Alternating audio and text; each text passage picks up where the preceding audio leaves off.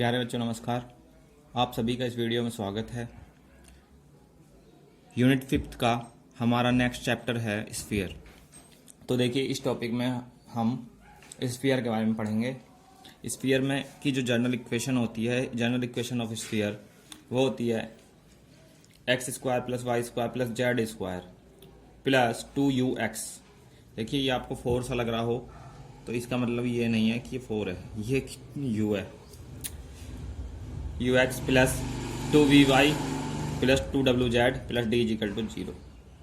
ये general equation होती है स्फीयर की। किसी भी इक्वेशन की जो कंपेयर करते हैं हम इसी इक्वेशन से करते हैं, ठीक है।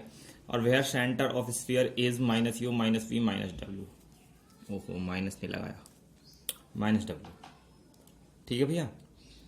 अब देखिएगा आप, अगर ये इक्वेशन प्लस में है सारी तो ये माइनस में है, अगर ये माइनस में होते तो ये प्लस में होते। इस चीज का ध्यान रखना है, ठीक है। अगर इस इक्वेशन प्लस में तब ये माइनस में होंगे। एंड रेडियस, रेडियस आर निकालने के लिए क्या, under root u square plus v square plus डब्ल्यू स्क्वायर माइनस डी। डी क्या है, ये जो इक्वेशन में दिया हुआ है कांस्टेंट वैल्यू, ठीक है। और centre of the sphere is origin, किसी स्फीयर का सेंटर ओरिजिन पे है, ठीक है। और रेडियस उसकी ये है, तो equation become x square plus y square plus z square is equal to a square, ठीक है। समझ गए, याद रखनी है ये बात है स्फीयर के बारे में, इसके बिना काम नहीं चलने का, ठीक है। अब देखिएगा एक बहुत ही इंपॉर्टेंट क्वेश्चन इसके बारे में। क्वेश्चन ये है कि find the equation of sphere which the passing through the origin and intercept length ABC on XYZ axis respectively.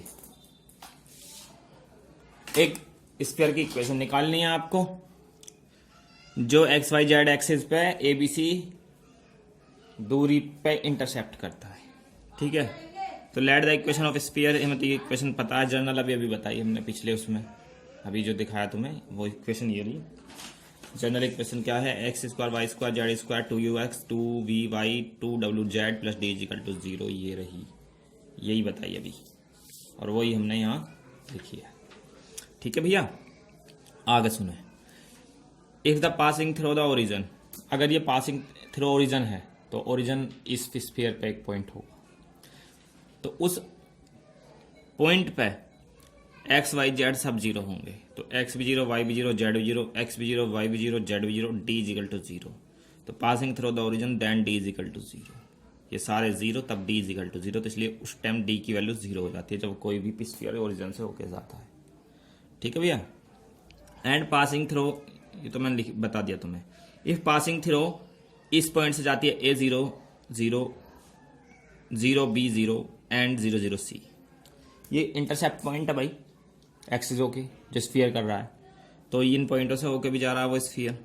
अगर इस पॉइंट से होके जा रहा है पहले वाले से, तो ए वाई और जेड वाले सारे पोर्शन जीरो, वाई और जेड वाले सारे जीरो, और एक्स की जगह ए पुट कर दो, तो जहां एक्स है वहीं वही वाली पोर्शन बचेगा। एक तो देखो एक्स स्क्वायर वाला में ए धर दिया तो ए स्क्वायर आ गया, और 2ux तो 2u आ जाएगा, बाकी ये भी जीरो, ये भी जीरो, ये भी सब जीरो। अगर ऐसा है तो यहां से हमें क्या काम करना है, 2u की वैल्यू निकाल लो, क्योंकि यहाँ पे a कॉमन आ जाएगा और 0 में चला जाएगा।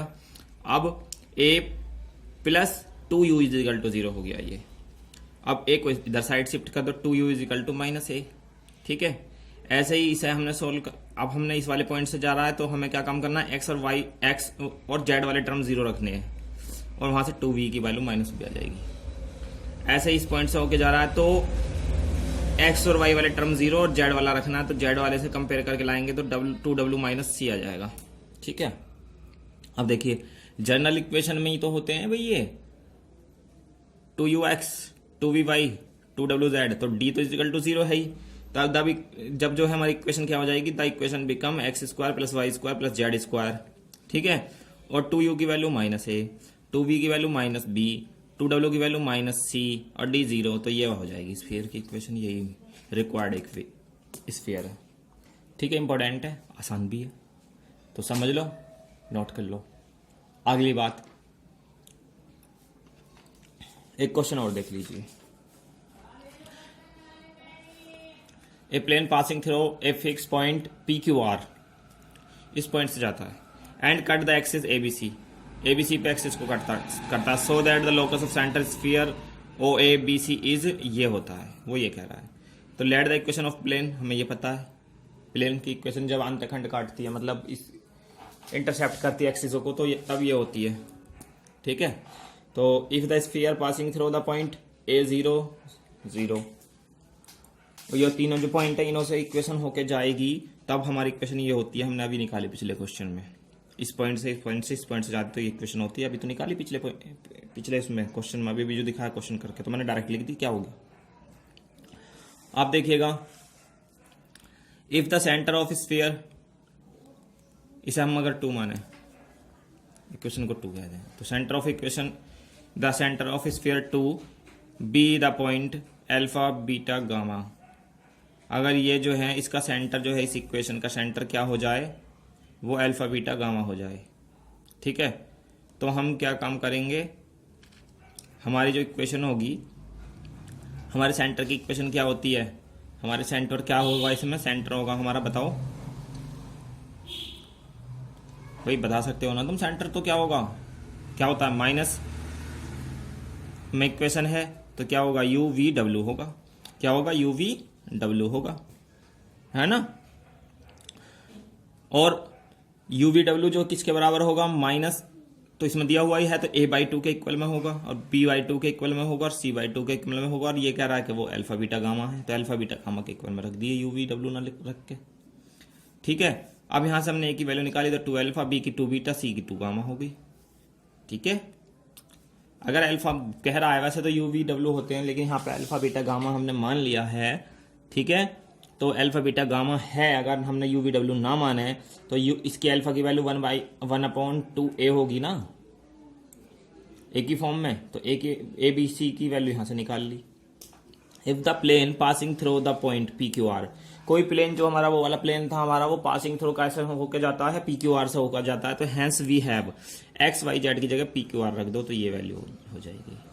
Putting the value of a B c from equation 3, a B c की वैल्यू यहां से रख दो, ये तो ये हो जाएगी 2 alpha 2 beta 2 gamma is equal to 1, 2 को कॉमन लो और वहां भेज दो, ये हो गया। अब अल्फा बीटा गामा जो हमने, वो तो हमने माने थे, ठीक है। तो जनरल पॉइंट लो इसकी जगह एक्स वाई जेड, तो एक्स वाई जेड लोगे इजिकल टू 2, ये हेंस प्रूव, यही सिद्ध हमें करना था। तुम दोबारा देख लीजिए, 2 तो कॉमन ले लेंगे ना हम यहाँ से, भाई ए बी सी जहां होते हैं, ए बी और सी, उसकी जगह क्या रहता है, 2 अल्फा 2 बीटा 2 गामा। अब 2 कॉमन ले लो, तो ये हो जाएगा p upon alpha q upon beta r upon gamma is equal to 2, और अल्फा बीटा गामा हम नहीं रखेंगे क्योंकि ये हमने खुद माना था पॉइंट, तो हम क्या रखेंगे, हम रखेंगे एक्स वाई जेड जो जनरल पॉइंट होते हैं। तो P upon X Q upon Y और R upon Z equal to 2, यह हमें प्रूव करना था। तो तुम्हारे 2 क्वेश्चन हो गए स्फीयर में, और स्फीयर आपको आसान भी है, समझ में आ भी गया होगा। कोई प्रॉब्लम हो तो मैं बता दूंगा, पर तुम पूछते ही नहीं हो। चलो कोई बात नहीं, समझ में आने से मतलब है। तो आई होप दैट कि तुम्हारी समझ में अच्छे से आ गया होगा। Thank you for watching my video.